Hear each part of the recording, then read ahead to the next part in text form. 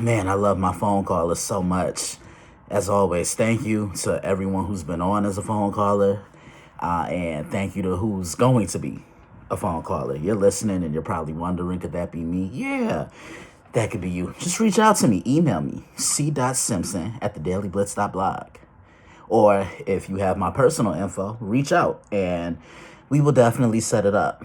I always post on social media that I am looking for phone callers for Monday Evening Quarterback. The more, the better. With that being said, welcome back to Monday Evening Quarterback. We're about to wrap this up. Talked about the kids and what caught my eye in college football. Now let's talk about what caught my eye in the NFL. Well, to kick it off, we finally had a great Thursday night game in the NFC South. Tampa Bay Buccaneers, Atlanta Falcons. Matt Ryan went into the Ring of Honor. Congrats to Matty Ice. Look, y'all can say what y'all want about him. Matt Ryan won an MVP. Look, of course, he's always gonna be the butt of jokes when it comes to blowing a 28-3 lead. But Matt Ryan was a great quarterback. Well, he was good.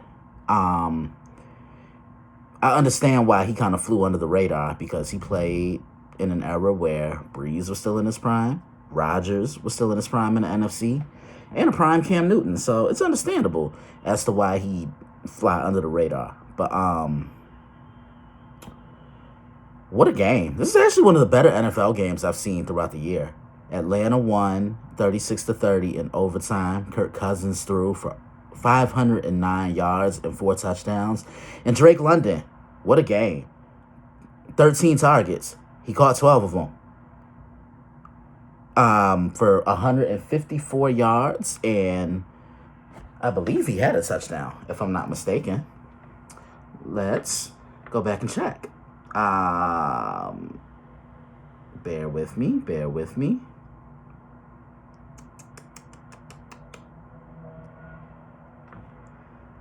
Yeah, Drake London, 12 receptions, 154 yards, and 1 touchdown. And Darnell Mooney, 9 receptions, 105 yards, and 2 touchdowns. And I actually want to bring him up because I saw somebody bring up a comment about Darnell saying, look, he's flourishing in a Bears, outside of a Bears uniform. But this guy isn't a Bears fan. He likes another team in the NFC North and just always finds himself talking about the Bears, and you know who you are as well.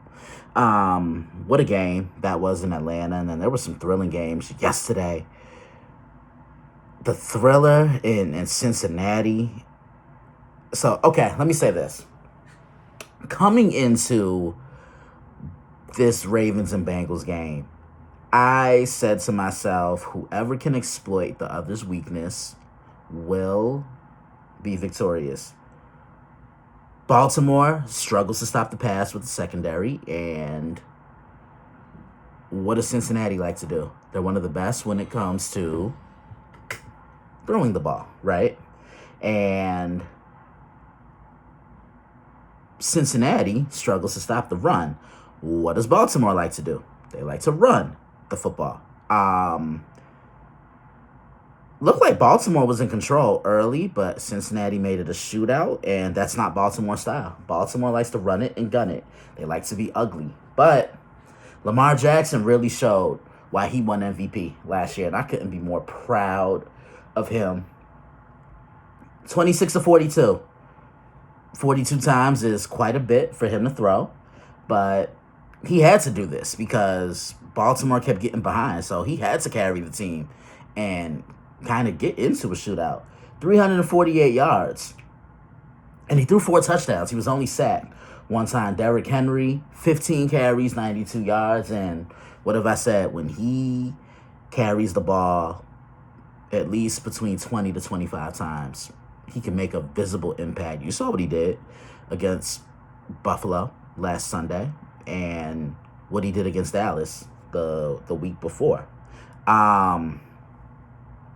But again, they really couldn't run the football. They had to get back into this game, and they had to throw the ball. This is a tough loss for the Cincinnati Bengals because I said all they needed was one and then go from there. Joe Burrow threw 5 touchdown passes, so there were 9 touchdowns combined between the two quarterbacks. Now, this is a tough loss for the Cincinnati Bengals. They lost 41-38. Joe Burrow, 30 of 39, 392 yards, 5 touchdowns, and he threw 1 interception. And unfortunately, Joe Burrow is going to get the blame because when you do well as a football team, you get the praise as a quarterback, and when you struggle as a football team, the quarterback even gets blamed. But the last time I checked, Joe Burrow didn't play defense. Baltimore's won 3 in a row since the 0-2 start. And Baltimore could easily be 4-1 right now, and in that upper echelon bracket in the AFC. But yeah, this is a huge win for the Ravens on the road. Wasn't pretty, but that's the National Football League. So that was one thrilling game. Jacksonville, they beat Indy again. I don't know what it is, but I've often said that there are just some matchups where in the division where it's a bad matchup. 49ers over the Rams, Packers over the Bears, Patriots over the Bills in the Tom Brady days. I think I can apply that same line with Jacksonville and Indy because Indy has not won in Florida in 10 years. And I think the Colts look better with Joe Flacco under center. That's just me. My thing with Jacksonville is, look, it's been ugly, but they were finally able to get their first win. 37-34. And yesterday was Trevor Lawrence's 25th birthday. So happy birthday, young man. Flacco threw the ball 44 times, and he got the Colts back into this game. But at the end of the day, it was just too much Jacksonville. Trevor, 28-34, 371 yards, 2 touchdowns, and 1 interception. Tank Bigsby was running like a grown man over this Colts defense. 13 carries, 101 yards, and he averaged almost 8 yards a carry, 7.8. Round that up to 8, and 2 touchdowns.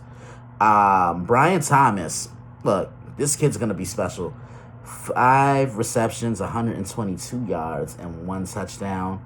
That was a fun one to watch. The Jets, I just want to say this about the New York Jets. They are looking like the team I expected them to be. I was never really sold on them. Unfortunately, Aaron Rodgers is coming off an Achilles injury, and he's 40 years old, and he looks all of 40 when he's on the football field. He didn't look good last week against Denver. He didn't look good yesterday against the Minnesota Vikings.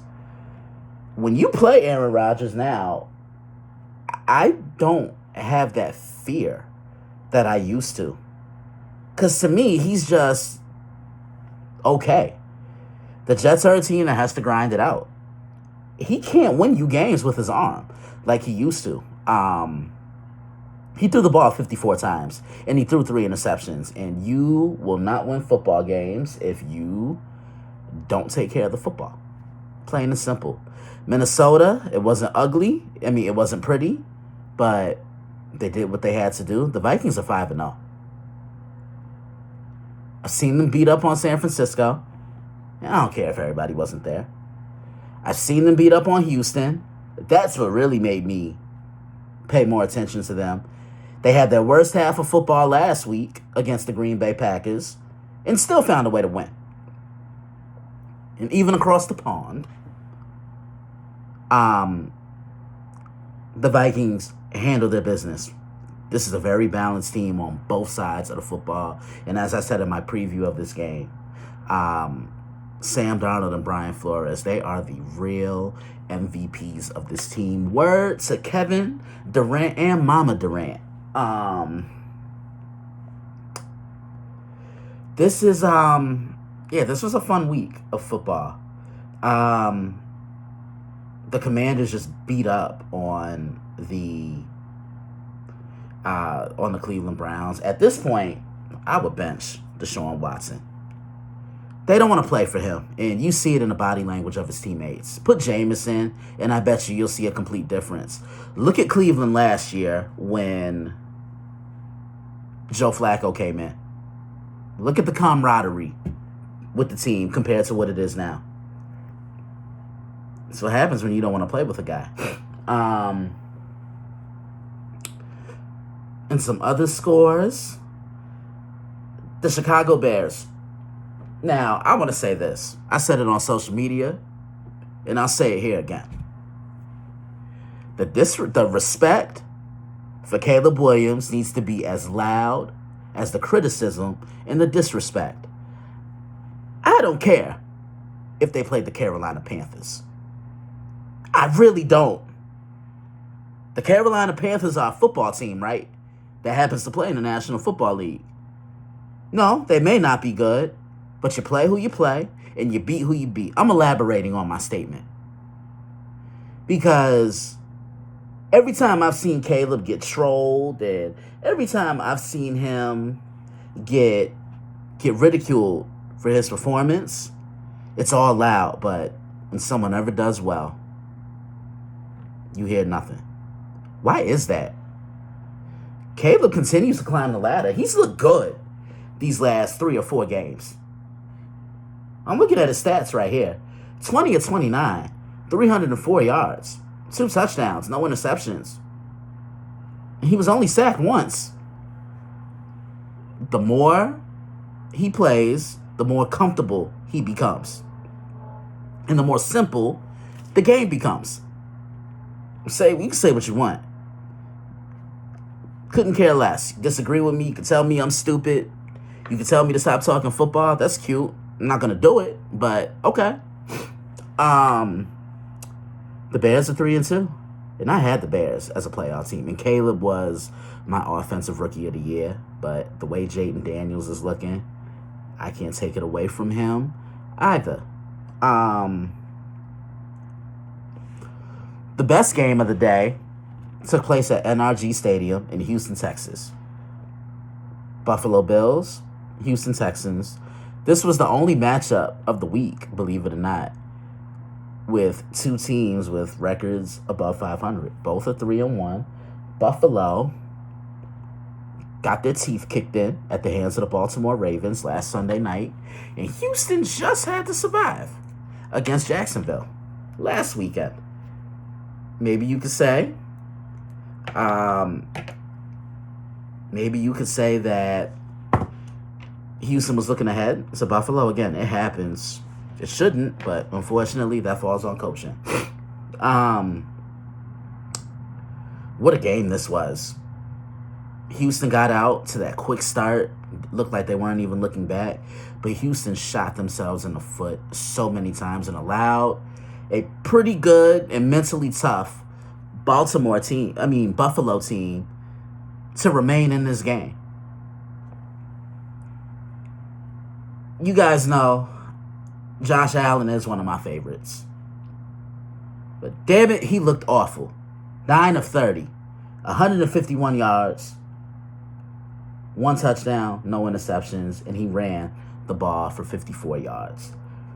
My key coming into this game for Buffalo was to, as a wise man always tells me, to let James cook. Because Houston isn't that great when it comes to stopping the run. He only had 20 carries on 82 yards.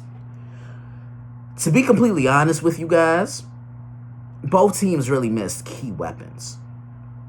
Buffalo missed Khalil Shakir, and Khalil has been Josh Allen's go-to weapon. In Houston, they've been missing Joe Mixon.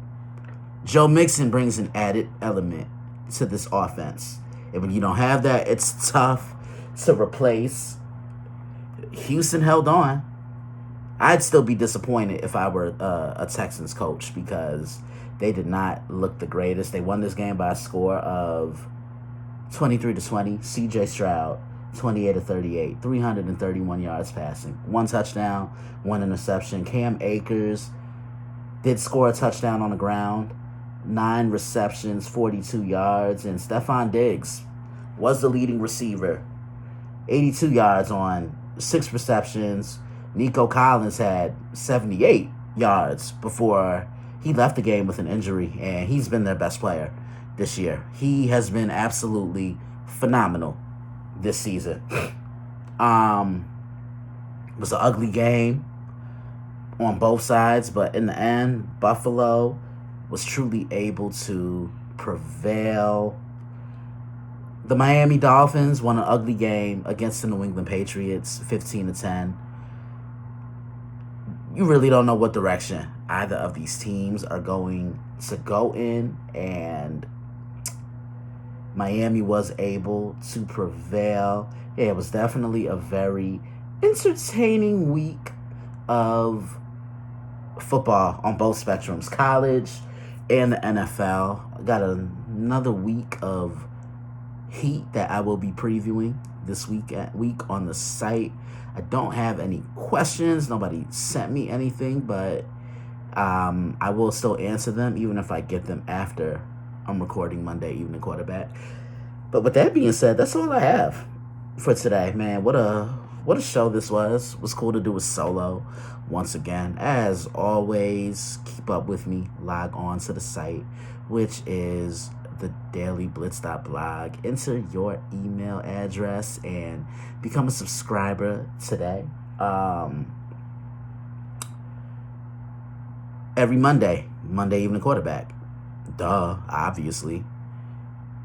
Then every Monday night and every Tuesday night, you can catch me on Prime Sports World with David On Point, TJ Hopkins, Israel Rivera, and the legend, Matt James. All of them are legends in my eyes. That's every Monday night and Tuesday night. Every Wednesday, you can catch me back here on the Nerdport Network on The Betting Window with Ronnie, John Danzo, and Ryan Shaw and his multiple friends that he brings with him on the show. Thursdays, you can catch me on Snowman in the Morning with my man Brian Snow on Snowman Multimedia Group. Fridays, you can catch me on College Football Showdown on Prime Sports World with my main man Israel Rivera and Matt James. As always, I end the show with a couple of shout outs. So huge shout out to my family, my incredible mother, my dad, my beautiful sister Taylor, who I all love so very much. My son, better known as my dog, Siebes. He didn't want to be in here today, so it's okay. I still love him nonetheless. My other siblings, Sean, Janice, Tanisha, Daphne, Brandon, Keith, and my other little brother, Noah, who just turned 17 yesterday. So happy birthday, Noah.